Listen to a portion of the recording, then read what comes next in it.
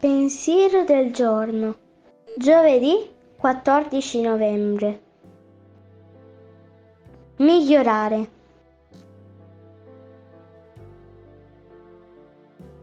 Migliorare sempre. Non bisogna mai tornare indietro. Bisogna sempre andare avanti. La vostra vita è stata quella che è stata. Dio lo sa. L'importante è non prendere il presente, che è l'unica cosa che avete tra le mani.